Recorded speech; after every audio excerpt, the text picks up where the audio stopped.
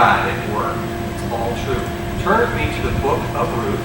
Now, those of you children who have been memorizing the books of the Bible, you know, of course, that Ruth comes out of the book of Judges. For pastor's benefit, I'll just mention that. To tell you the truth, I was looking for it and couldn't find it. For some reason, I thought it was after the history books, the Chronicles, and before Psalms. But no, it's right after the Judges. And that could be because Ruth took place in the time of Judges, probably towards the end of the Judges over Israel, based on the chronology of history and genealogies, which we'll look at a little bit later. But Ruth was in the every man for himself, every man did that which was right in his own eyes, time of the Judges. So let's read a few verses. The first chapter of Ruth, Ruth 1. Now it came to pass in the days when the judges ruled, and there was a famine in the land, and a certain man of Bethlehem, Judah, went to sojourn in the country of Moab, he and his wife and his 2 sons. And the name of the man was Elimelech, and the name of the wife, Naomi. And the name of his 2 sons, Mahlon and Chilion, Ephrathites of Bethlehem, Judah. And they came into the country of Moab and continued there. Now, a lot of people will criticize Elimelech for moving to Moab, and I think there's some merit there. Some will say, well, what choice did he have? There was a famine. He needed to provide for his family, and you can make that argument. I see that. But as we'll see later on in the book, the city of Bethlehem was still there. When the story returns to Bethlehem, I don't know, perhaps some people did die. But there were a lot of people that were left, and some people that were blessed exceedingly by God, as we'll see in a minute. So I would like to present to you the idea that it was probably not a right or wise decision that Elimelech made to move to Moab. Elimelech means, my God is king. But it seems that Elimelech was not viewing God in that way, or at least is not powerful enough to take care of him. Interesting side note, the famine was a sign of God's judgment. Now, let's turn to Deuteronomy. Keep your finger in Ruth and to Deuteronomy, because I have several cross-references there. Deuteronomy chapter 11, and we'll see in verse 13. The God talked about this. And it shall come to pass, if you shall hearken diligently unto my commandments, which I commanded you this day, to love the Lord your God, and to serve him with all your heart and with all your soul, that I will give you the rain of your land in its due season, the first rain and the latter rain, that thou mayest gather in the corn and the wine and thine oil. And so we see that God promised they weren't going to have famine. So this famine that they encountered was a sign of God's judgment. He was trying to bring the children of Israel back to him, as he did over and over and over during the times of the judges. It's hard to really pinpoint where in the time of the judges this was. I tend to think, again, it's in the end. But I haven't tried to correlate that with a particular judge.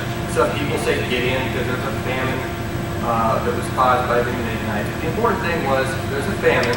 Elimelech made the decision to take his wife, Naomi, and his 2 sons, and to go to Moab. Now, Moab was not God's promised land. It was a heathen place. People there did not worship God. And tragedy strikes quickly after, it seems from the narrative, quickly after this decision to Moab. Verse 3, and Elimelech, Naomi's husband, died. And she was left, and her 2 sons. And they took them wives of the women of Moab. The name of one was Orpah, and the name of the other Ruth. And they dwelled there about 10 years. So it seems that the Elimelech family was there for about a decade in Moab. And during that time, not only did Elimelech die, which was bad enough, but the 2 young sons died. I wonder about their health because of their names. They were named Mahlon, which means sickly, and Chilion, which means tiny. Perhaps they were named that because as children they were not very healthy or robust. It seems rather sad that a man named the Lord is my king and a woman named Pleasant would name their son sickly and tiny, but that seemed to be their outlook at that particular time. So we could see that the decision to leave God's promised land could be considered an act of disobedience. But more than that, the decision to marry wives in Moab was certainly against God's command. If you're still in Deuteronomy, I want you to flip over to chapter 7. Chapter 7, verses 3 and 4. God explicitly forbids this.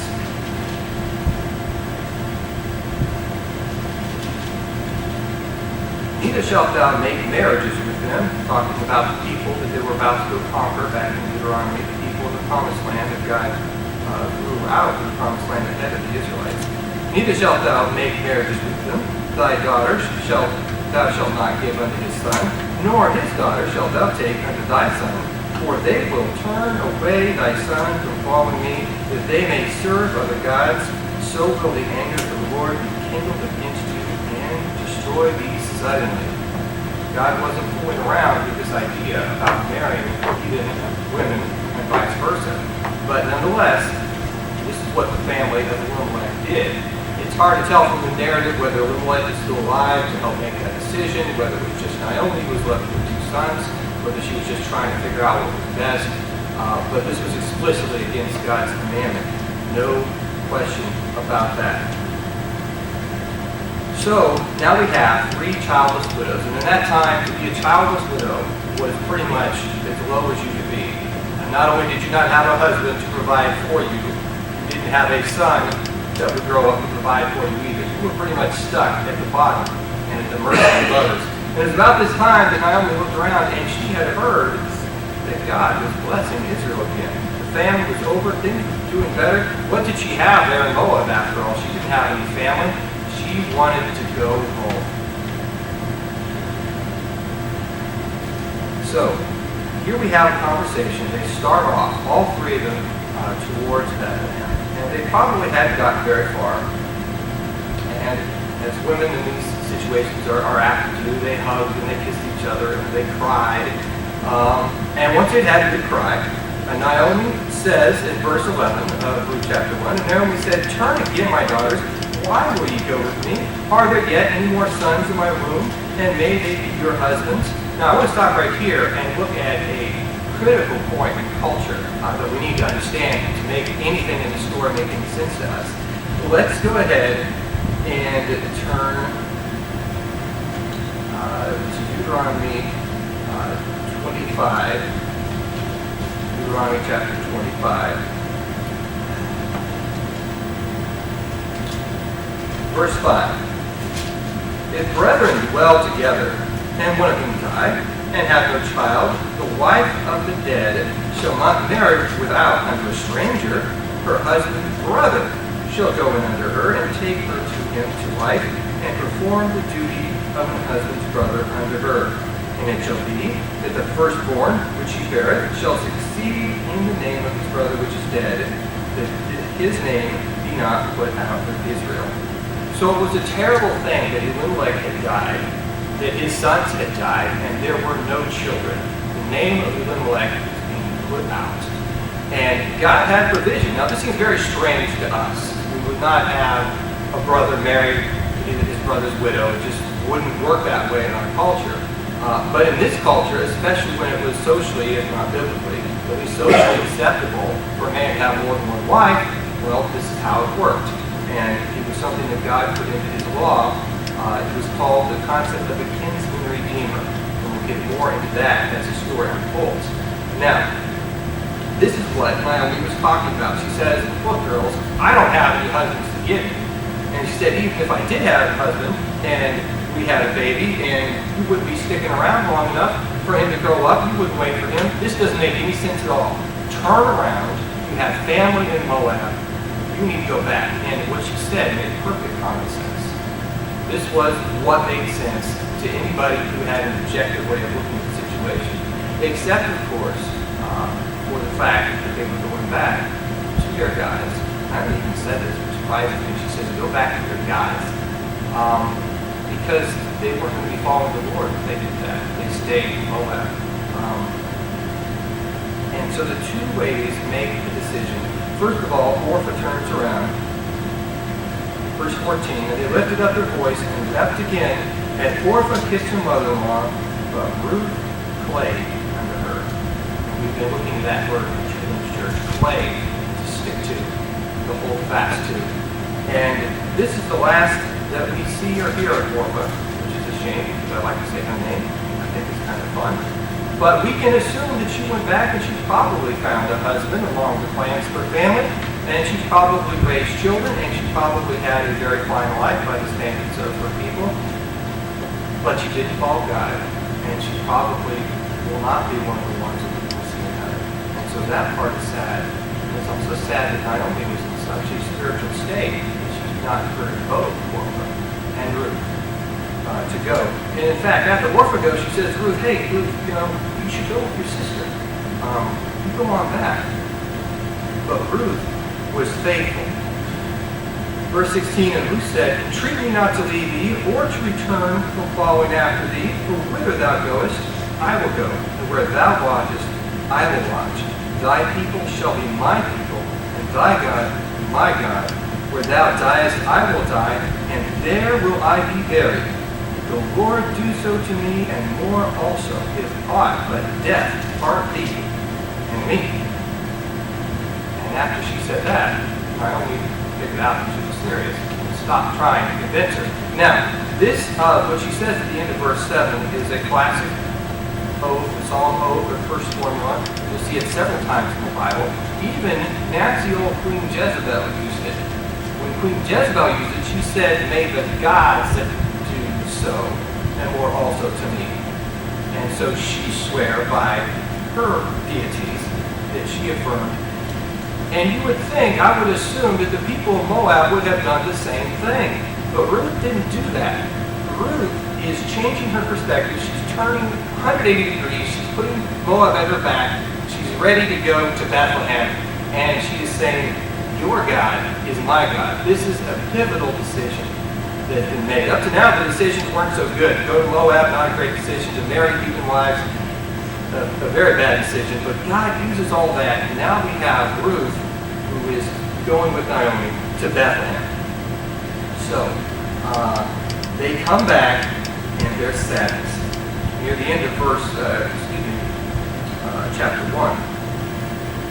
So they come back to Bethlehem, and Bethlehem is one of those old-time, small village cities where everybody knows everybody and everybody's business is going with it. So when Naomi showed up, they said, it's Naomi. We haven't seen you for 10 years. How are you? What's been going on in your life? And here's what Naomi says. Verse 20, and she said unto them, call me not Naomi. Remember, Naomi means pleasant. Call me Mara.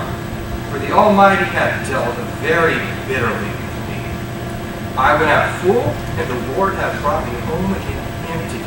Why then call ye Naomi, seeing the Lord hath testified against me, and the Almighty hath afflicted me? So, I have always looked at this passage, and I have thought, Naomi just had a rotten, stinking attitude. She was just feeling sorry for herself. Not that I would blame her. Her husband was dead, her sons were dead, she didn't have anything.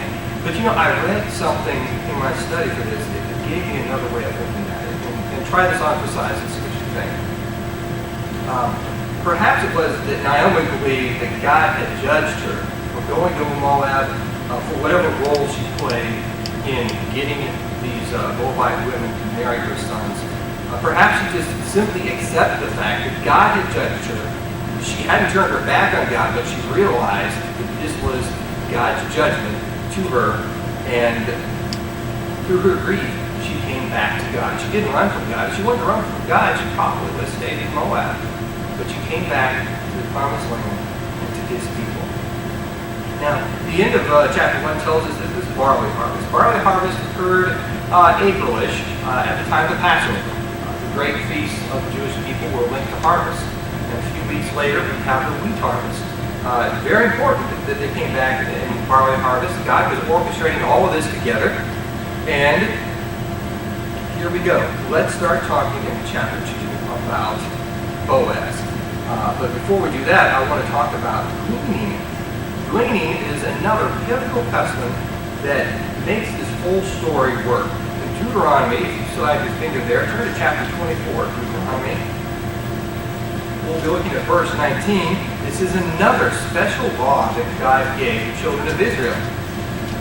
When thou cuttest down thine harvest in thy field, and hast forgot a sheaf in the field, thou shalt not go again to fetch it.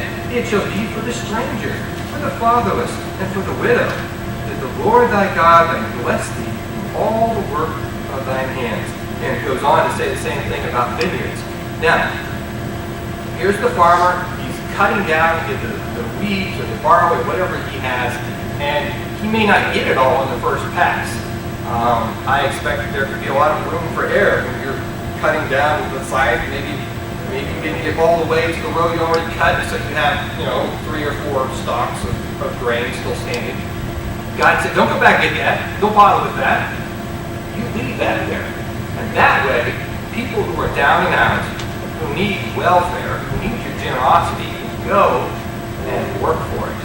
So, let the farmer be generous and be glad for the blessings God gave him. It let the poor have dignity. They weren't sitting on their couch watching TV. They were going out and they were working. And we'll see that as soon as they got there, Ruth said, all right, Naomi, let me go glean so we have something to eat. We can see that Ruth was a hard worker. Now, let's talk about Boaz for a minute. He was a relative of Elimelech, which made him a kinsman redeemer for the clan, as it were. He was related to Elimelech. He was a mighty man of wealth and a family leader. People in Elimelech's family would look up to this man. Let me just give you some food for thought here. This is extra-biblical, but perhaps it is true. It could be that, Elimelech went to Moab because of the famine. Boaz stayed, and perhaps other people panicked and sold their lands at a cheap price and left. Boaz trusted God. He was able to buy those up, and he was able to become a man of great wealth. The Bible doesn't say that, but I would like to submit to you that God did bless Boaz for his decision to be there. He probably could have left too, but it seems he did not. Let's see. And so here's something neat about Boaz. Ruth went out into the field, and she happened to come to Boaz's field. At least that's the way it would seem from Ruth's perspective. She didn't go find Boaz's field. She said, I want to go to that field right there. That looks like a good field to me. I'm going to start gleaning. But God was working all this out, even though it just seemed like happenstance from Ruth's perspective. All right. Verse 4 of chapter 2, and behold, Boaz came from Bethlehem and said unto the reapers, the Lord be with you. They answered him, the Lord bless thee. What a fantastic relationship he had with his people. I mean, he could have showed up and say, why aren't you working harder? Hurry up, get this done. And perhaps he had to do some of that stuff too. But I appreciate that the writer of Ruth put this right here for us to see the caliber of man that Boaz was. That he was a spiritual man that feared God. Not only that, but his servants and his workers reflected that back to him. He had a good work culture there in the field of Boaz. And then, of course, Boaz looks around and he says unto his servant that was set over the reapers in verse 5, whose handle is this? Now, I don't know if Ruth was particularly attractive. The Bible doesn't say that. Perhaps she was. Perhaps that's why he noticed her. Perhaps he was just attentive and said, I haven't seen her before. Who is she? Because he was looking over his fields, as it tells us in Proverbs, that we need to keep an eye on what's going on. In any case, Ruth had a reputation. This guy, the manager, says, oh yeah, she's that girl who came from Moab with Naomi. And so he went and he talked to Ruth. And he extends kindness to her. He invites her to stay in the field with his female workers. So as I understand it, there were men who were cutting down the sheaves of grain, and perhaps there were ladies who came along and tied them up. And in some capacity, there were male and female workers. He says, you stick by my maidens here in the field. And he offers protection to her. I told young men, they're not to touch you. You're going to be safe here. Not only that, but he offers provision as well. He says, and when it's mealtime, come on and you have food with my reapers. So obviously he's providing food for them. Not only that, he says that you take your morsel and you dip it in the vinegar. And from what I understand, that was an extra thing. It was more of a privileged thing to take part in the whole meal rather than just shuffle over here and eat your parched corn and move on. He said, go ahead and dip in the vinegar there. And perhaps we start to see a spark of romance in the special treatment that Boaz gives to Ruth. Here are some things that Boaz noticed about Ruth. Ruth says, why are you doing this for me? And in verse 11, Boaz answered and said unto her, it hath been fully showed me all that thou hast done unto thy mother-in-law since the death of thine husband, and how thou hast left thy father and thy mother in the land of thy nativity, and art come unto a people which thou knowest not before. So he sees not only a hard worker, but he sees her kindness to Naomi and the fact that she is trusting God now. Even though she's a Moabite, she is choosing to trust in God. And he goes ahead and he encourages her a little bit in verse 12 in her following of God. He says, the Lord recompense thy work, and a full reward be given thee for the Lord God of Israel, under whose wings thou art come to trust.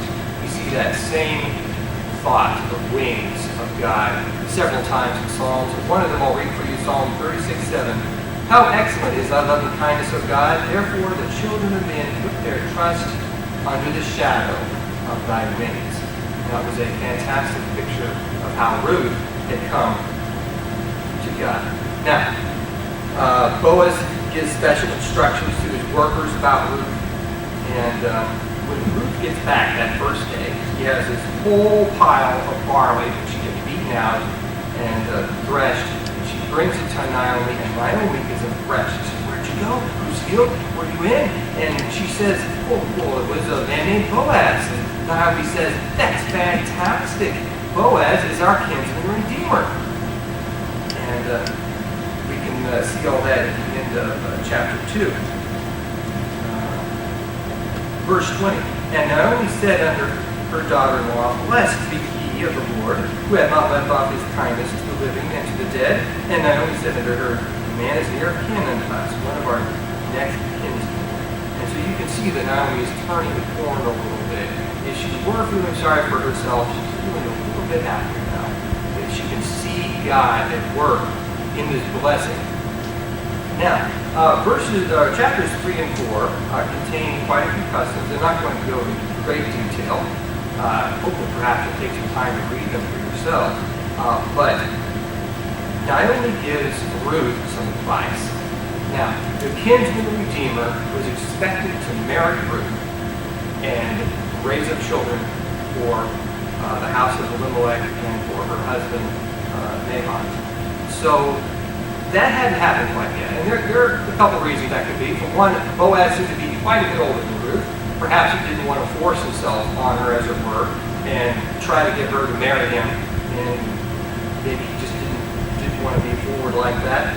Whatever the case, Naomi says to Ruth, now Ruth, get yourself all dolled up, put on your best outfit, and put oil on your face, or whatever it is you do, and go over to the threshing floor. Now, I know Boaz is over there. He is having a great time because God has blessed him with a fantastic harvest, and there's a big old pile of wheat there, and when he gets all done partying and everything he does is he'll lay down and go to sleep. Why do they do that? Well, probably so that people didn't come and raid the threshing floors and take everything that he had spent all year working for. In the time of Gideon, the Midianites were going through and raiding threshing floors. It was pretty good pickings for them. Now, that's why he was there. And Naomi said, now Ruth, you go and don't let him know you're there, but after he falls asleep, you pull back the covers on his feet and then you lie down and leave his bed. And in our culture, that would be a little bit sketchy. But that really wasn't the intent or the point here in their time. Lying at his feet was an act of submission. It is my understanding that servants of that time would lie at the feet of their master. So if their master needed anything at any time, they could jump up and serve. And Ruth was putting herself in that position. She says, I want to serve you. And so you know the story. Boaz wakes up, and there's a woman at his feet, which is startling enough. And Ruth says, I'm Ruth, did you put your skirt over me? And kin, that was a sign, sort of like the thing we just read about God's wings of protection. The kinsman redeemer was supposed to put his skirt over the girl he was going to take into his house.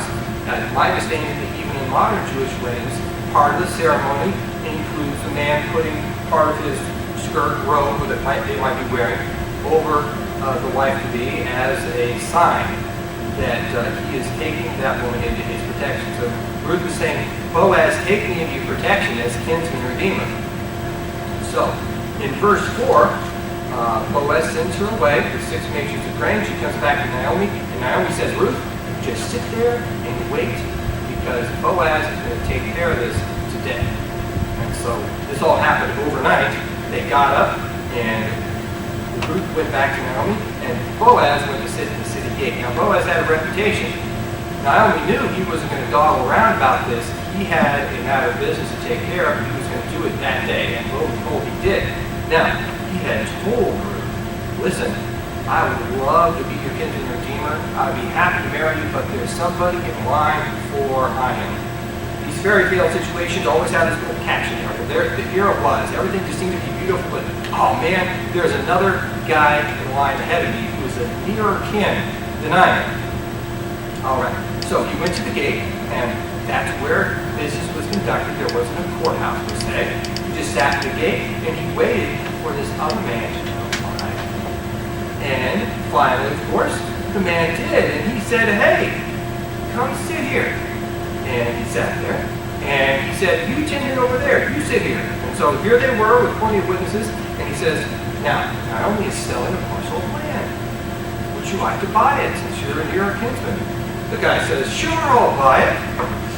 What farmer doesn't want more land? So he says, sure. And so Naomi moved probably somewhere in the shadows, catching her breath, thinking, oh no, we wanted Boaz, now there's this other dude, whoever he was.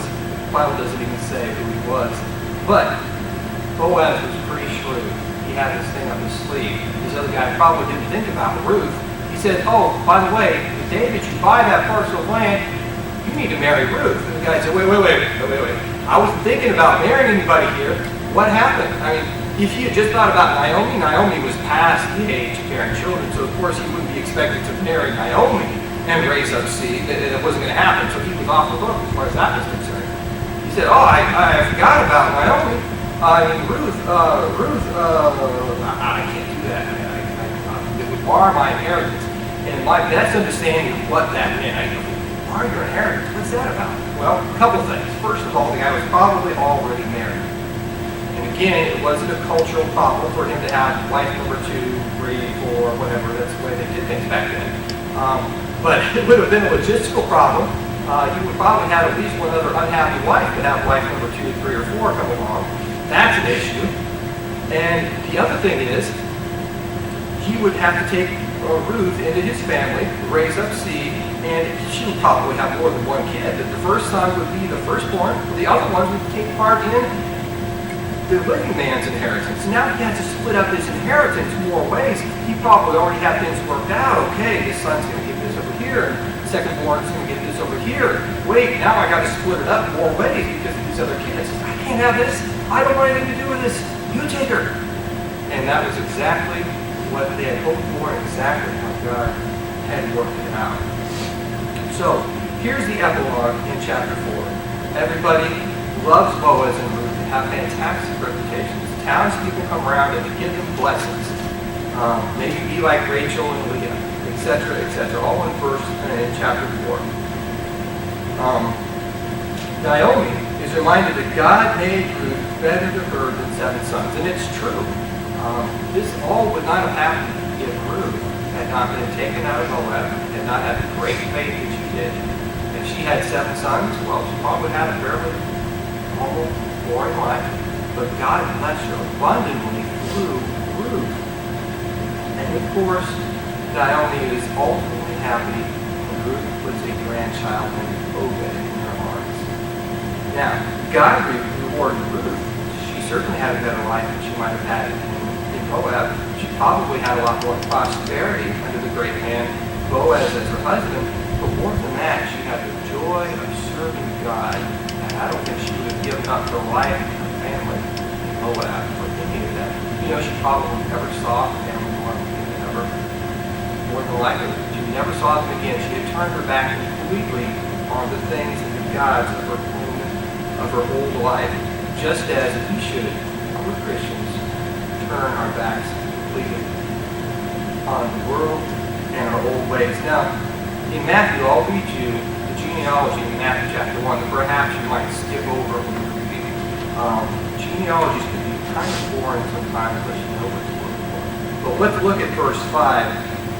And Salmon begot Boaz, or Boaz, the Greek. A lot of these names are Greekified, if you will.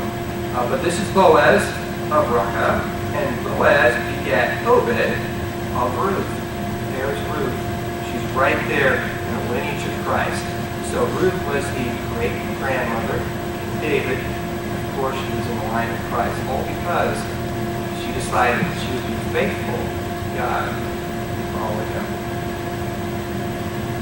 Our gracious Heavenly Father, thank you that Christ is our King and Redeemer, for the redemption that we have because of what He did for us on the cross, that He will take us out of our sad situation of sin and bring us into an abundant life of joy. Thank you so much for the story of Ruth and for this great woman of faith.